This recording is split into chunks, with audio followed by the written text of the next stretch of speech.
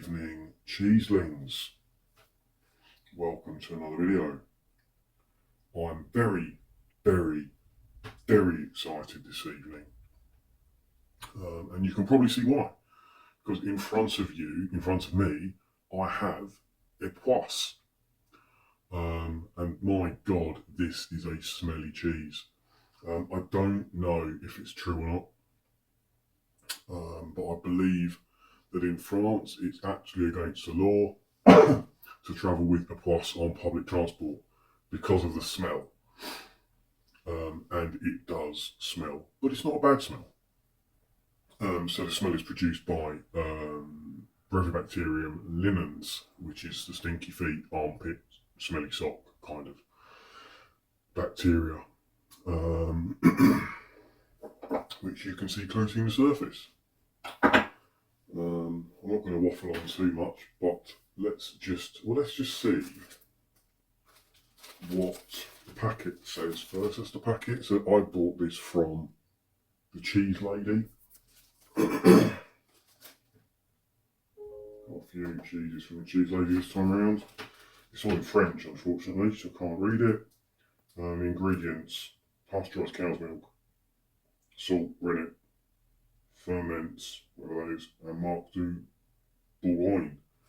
So, and it's Marc du Bourgogne, which gives Epoisses its very distinctive aroma and texture. So, the Academy of Cheese state that the pungent orange rind of Epoisses comes from being washed in Marc du Bourgogne, a brandy made with the leftover grapes or pomace from Burgundy wine production. Its roots can be traced back to the 16th century when Cistercian monks in the village of Epoisses created a hearty cheese to eat on fast days when meat was forbidden. In 1900 there were 300 producers of Epoisses, but in the 1950s it had almost become extinct following the two world wars. Thankfully in 1950s, thankfully in 1956 Epoisses was revived by two farmers, brothers Robert and Simon Berthaud, don't know how you pronounce that. And this is what I've got here, so from Berthaud. And it is delivered in that characteristic wooden box with a little paper thing, because otherwise you'd never get out of the box. It's like glue, you just stick to it. And it'll make one hell of a mess. It's made initially as a lactic cheese. The curd is allowed to acidify and coagulate slowly for at least 16 hours before being cut coarsely and moulded. Maturation lasts for at least 4 weeks when the rinds are washed up to 3 times a week in a mixture of water and Marc du Bourgogne and sometimes salt. Brilliant. Well, you can see I've got quite a few things today to eat it with. I'm not going to have all of this. There's just too much here. This is left over from a little cheese party I had at the weekend. I'm just going to pick a mix. I've got plenty of crackers. I've also got 2 more cheeses after this. So I'll set the table up for a bit of a feast. Let's get stuck in. Oh, it does smell. Oh, look at that. Look at that. Cuts beautifully. That sticks to the fucking knife. Ugh! Can't get the knife out. This is going to become a problem. Might have to cut a quarter off it.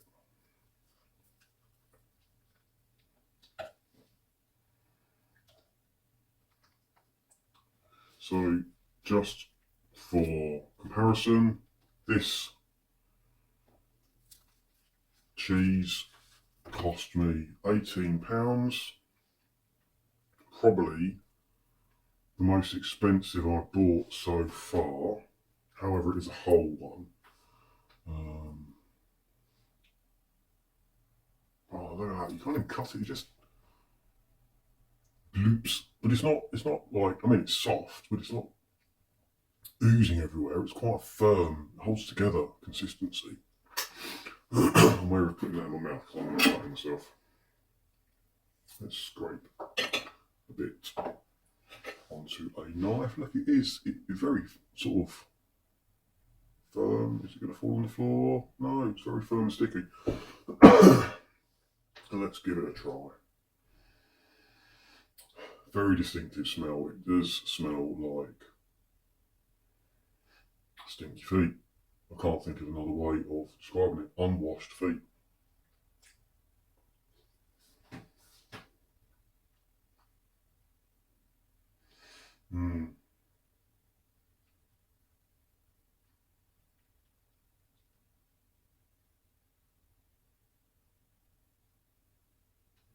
It's an amazing taste. It's quite mild. It doesn't really. It does taste like it smells, but it doesn't taste as strong as it smells.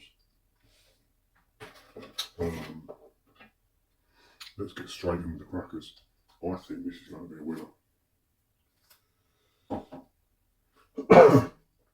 I think these charcoal crackers, charcoal sourdough crackers, are going to be a winner.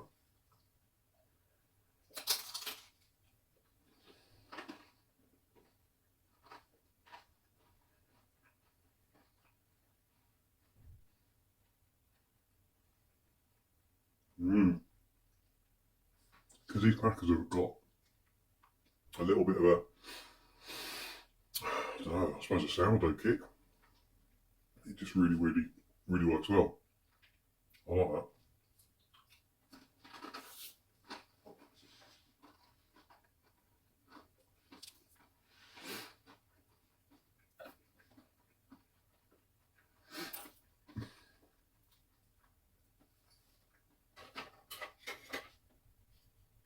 Oh man. Try a little biscuit. And a bit on normal sourdough cracker. I have had Epoisses before, so again I'm cheating slightly. So again, the Academy of Cheese say that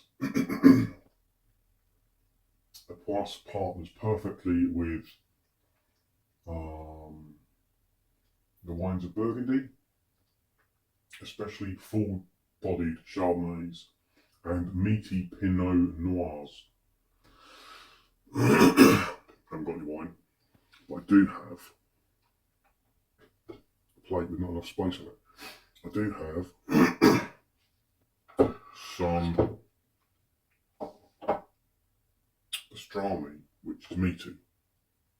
So I'm going to wrap that up in a little parcel and keep that for later. Where's my cloth gone? 1 second.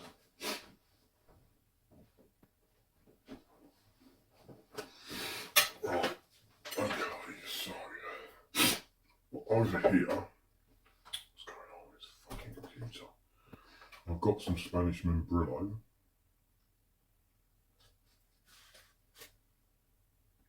That might be fun. Let's try that on. So let's try that on the water biscuit. I mean, it is soft enough to spread, but I'm probably going to break the cracker. It's quite a firm spread. You know, it's quite.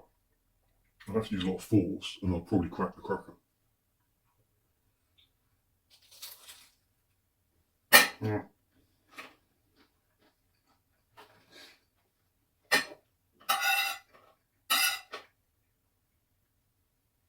That is very sweet and dry. Just like that. Any sort of force at all. Disaster. Remains of a water biscuit with Spanish membrillo, and like I said, this is quite sweet membrillo.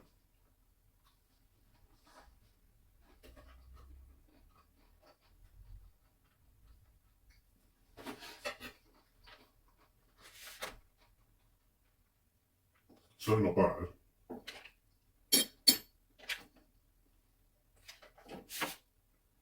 But it means I only need a little bit.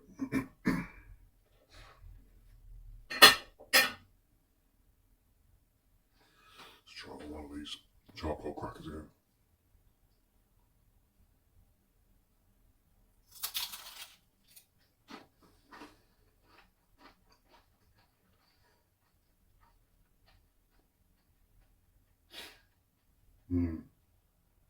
It's such a mild, delicate flavour. That's a really good combination. Really good. I'm getting annoyed now.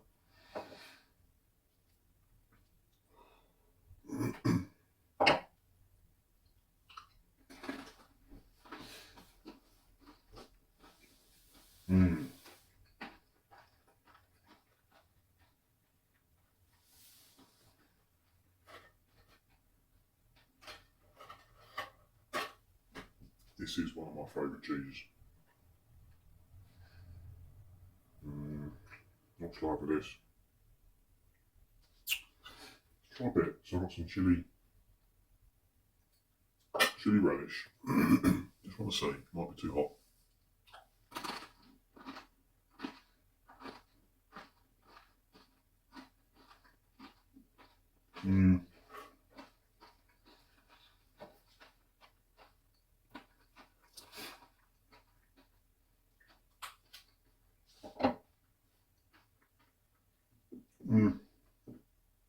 It's alright. Can't really decide about that.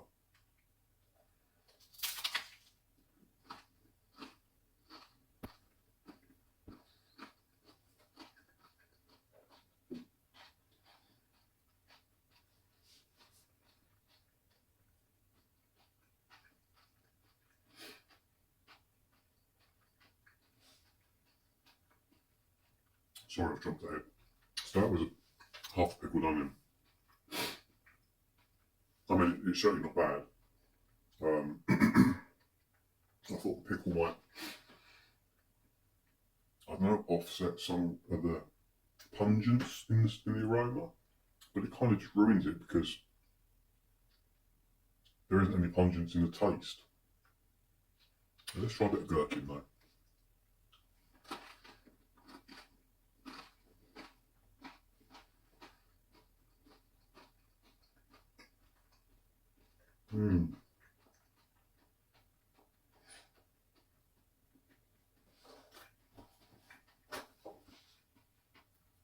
The gherkin's very good. So, just going to line these up now. Don't want these videos to go on for too long. I've got one on there.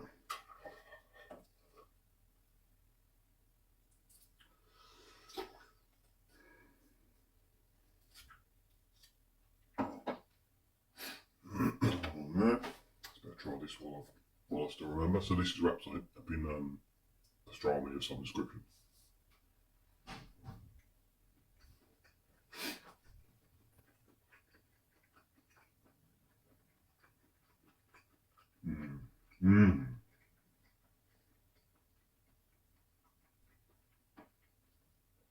That's amazing. The meatiness just really does something to it. It really, really complements, sort of enhances because it's such a mild cheese, but with a bit of potency in the way, the meatiness of the pastrami really enhances that. Really good combination.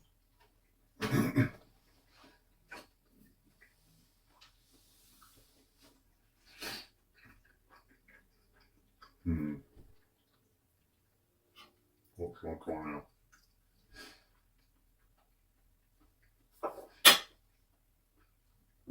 Try a bit of apricot. Have it on. What shall I have it on? sourdough. That's a bit of apricot.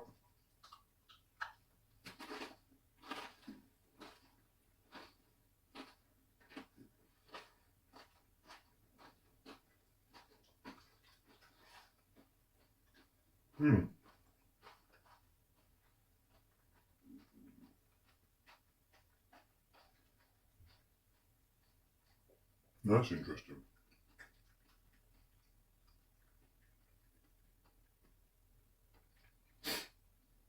It's got such a buttery flavour. I really like that. I'm going to try another bit. It makes it taste like melted butter. Really, really good.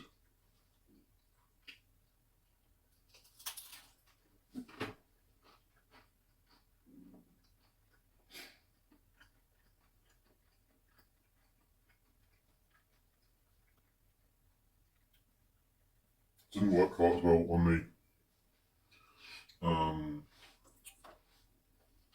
water biscuit. Let's try this last bit of membrane. Probably too much. Still waiting. I mean, honestly, you could put the cheese in all those things.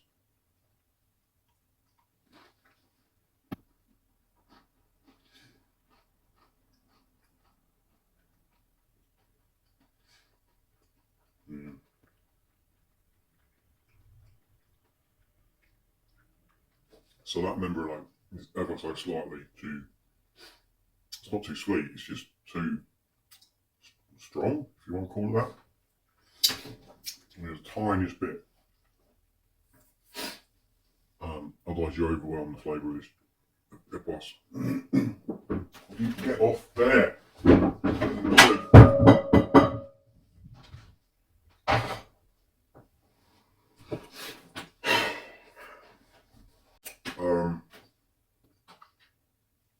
Something very subtly sweet.